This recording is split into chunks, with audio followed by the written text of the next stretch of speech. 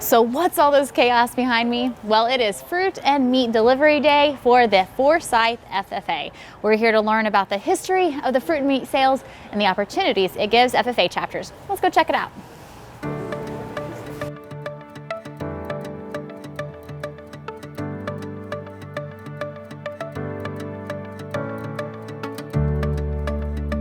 Well, Richard, all of us here in the Ozarks and across the country who are involved in FFA have heard of fruit and meat sales and that fundraising that takes place nationwide this time of the year.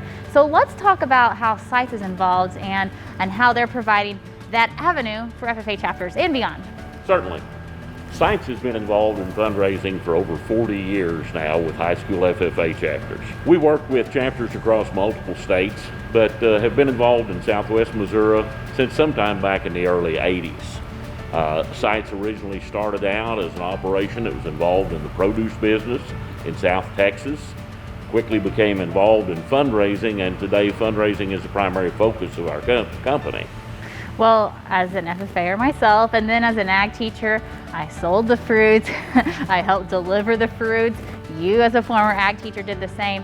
So tell me about how FFA and Seitz have come together in that relationship. Certainly. Groups of ag teachers came up with the idea that it would be kind of a novelty to bring in fresh fruit from those citrus producing regions, southern Florida, South Texas, and Southern California.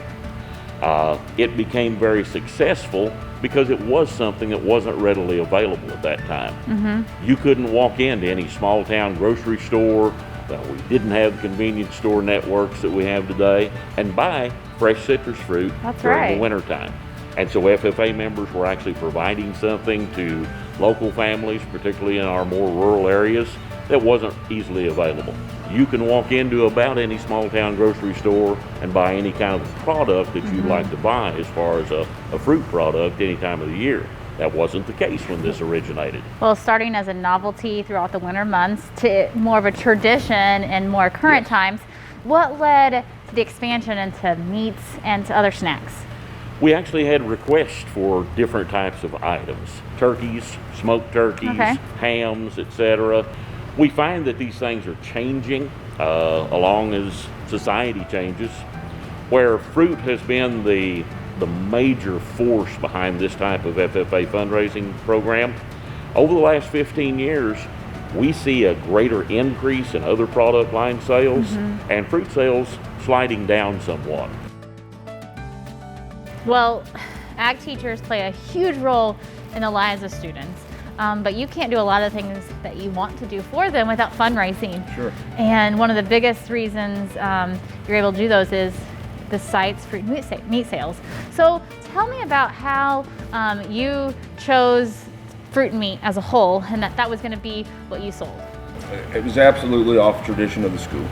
You know, the previous ag teacher, John, that was something that he did. The community expected it, and we realized whatever we sell as an FFA chapter, our community is going to buy it. You know, whether they want it, whether they need it, they're going to support our chapter and every other local FFA chapter. And you know, it just worked out real good that we're dealing with a company that, you know, we try to get their product out there and make them look good, and we try to deliver a product that makes us look good, and the customers are happy with it. And I tell you, we hit a home run with Seitz. So, you were a former ag teacher, spent decades in the classroom, just like these ag teachers here. Let's talk about your relationship and how, what your job is and how you're creating cultivating that tradition and continuing it.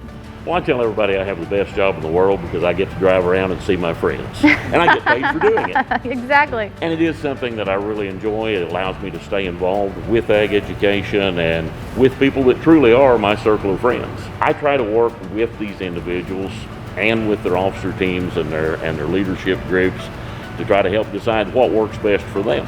Because what works in one community may not work 15 or 20 miles down the road. That's right. Simply, there's a difference in the population there. A larger community or city has different needs and different desires than a lot of rural areas, like, you and I have kind of grown up in. Exactly. And so it is different. That's why we've got so many different things that are available.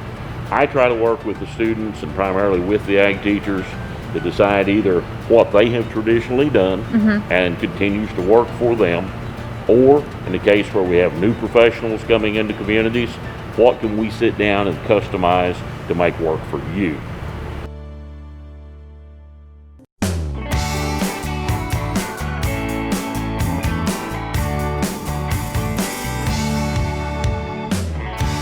So semi's probably parked out front.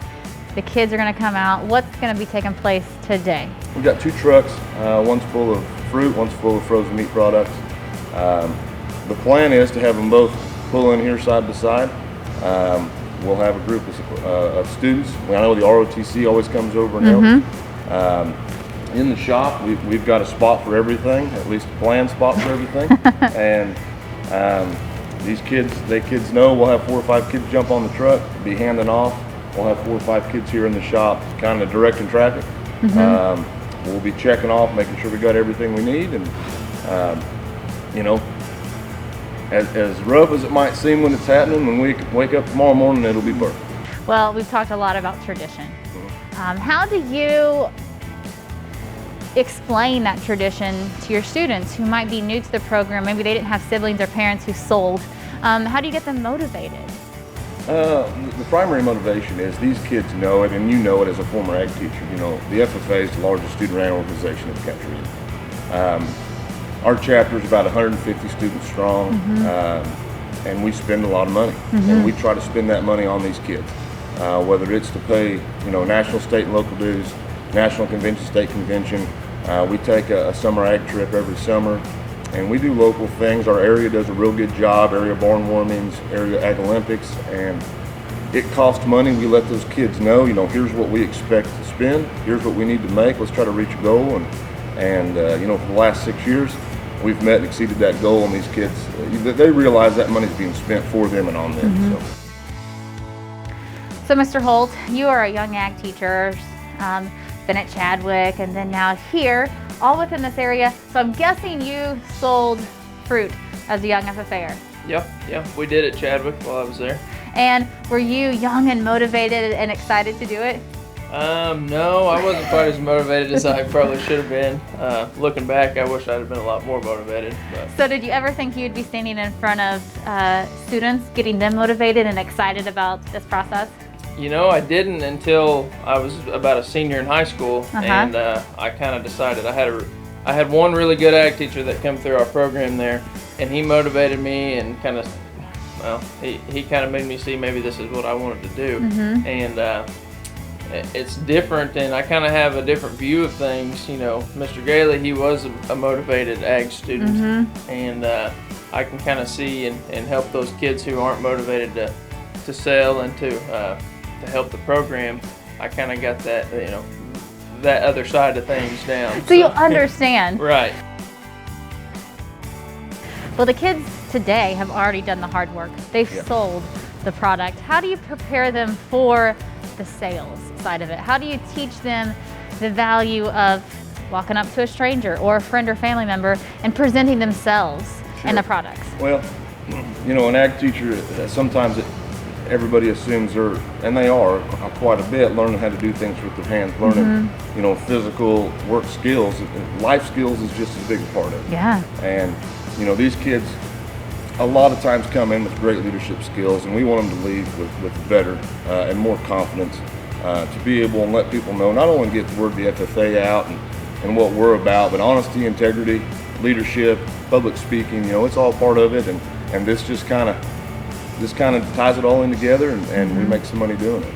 Raising money for your chapter is the #1 goal, but at the end of the day, at the end of this process, what do you want your students to be able to walk away with? At the end of this process, I want them to know that they're not looking at the whole, but they're a part of the whole. You know, this FFA chapter, every 150 kid in it, they have to take an active role in it in order for it to be successful, and they are. You know, we're one of the few, maybe classes, I don't know, and I can't put words in other people's mouth, but I couldn't pick out one kid that I think is going to disappoint me. So it's going to go great. So at the end of the day, what do you want these kids to walk away with through this sales and delivery opportunity? Number one, we're in the business of helping them make money to fund their chapter activities. I want to see, number one, that they are successful. Now, how do you measure that success? Well, at the end of the day, if we're talking fundraising, it's the total dollars generated.